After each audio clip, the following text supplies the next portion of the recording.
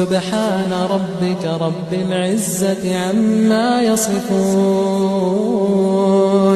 وسلام على المرسلين والحمد لله رب العالمين. ربنا آتنا في الدنيا حسنة وفي الآخرة حسنة وقنا عذاب النار.